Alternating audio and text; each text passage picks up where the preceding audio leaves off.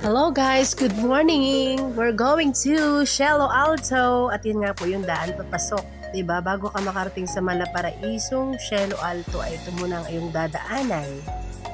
Medyo delikado lang guys kasi mataas yung lugar. Tapos medyo pababa bago ka makarating talaga doon sa mismong venue. Tapos yan, sinorkat na natin. Pahinga muna tayo guys kasi nakamotor kami dyan papunta ng Cielo Alto. Para lang marating ang magandang lugar na ito. Napagod si Chef pagdadrive. So, pahinga ng konti, tapos to, lakad-lakad na, diba? Mapapawaw ka talaga sa beauty ng Cielo Alto. Kasi first time namin marating ito, nakikita lang namin sa Facebook, saka sa mga vlog. So, ito, pinuntahan namin. So, dahil naka-jacket kami dyan sa travel, tanggal muna ng jacket, CR. Ang ganda ng CR nila, malinis, napaka-comfy. Yan ang bubungod sa'yo. The beautiful Kevin. Diba? Ang ganda. Pakasyala ng lugar. Linis. At mga kubo-kubo. 5,000 lang naman ang mga kubo dyan guys. Overnight. Kasi yung lugar nila, paka-relaxing, napaka-refreshing.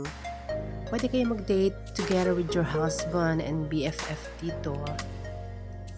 Diba? May pa-bonfire pa dyan sa baba. Ito yung taas, itong gilid na ito, pinakang restaurant naman nila ito, first and second floor. Sa taas may reception din. Hindi ko na lang masyadong napasok kasi hindi ko na na-video. Tapos yung baba, yun yung pinag-aanuhan nila ng mga staff. Yung mga staff dyan. Mga beddings and kung ano-ano dyan nilalagay. Tapos yan, ito na yung pinakang lugar niya. Diba? Instagrammable talaga. Ang view and beautiful.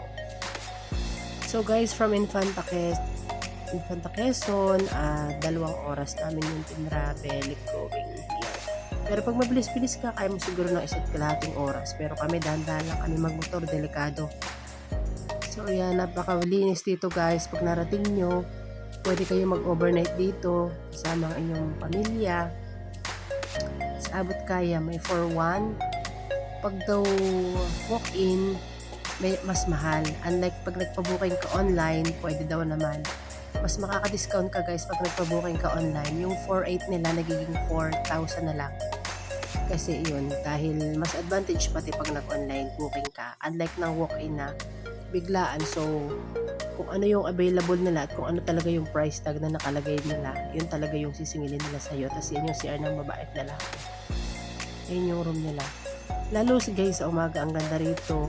Sea of clouds, kitang-kita mo. So actually yan ay narating namin is 11 AM na. Medyo nataglan kami sa travel. At yan yung pinakang ng sa malayo. Wala pa kasi akong camera na lumilipad kagaya ng iba. Kaya yan, pansamantala, ginagamit ko. So yan, di ba? Napaka-cozy ng lugar, napaka-refreshing, relaxing.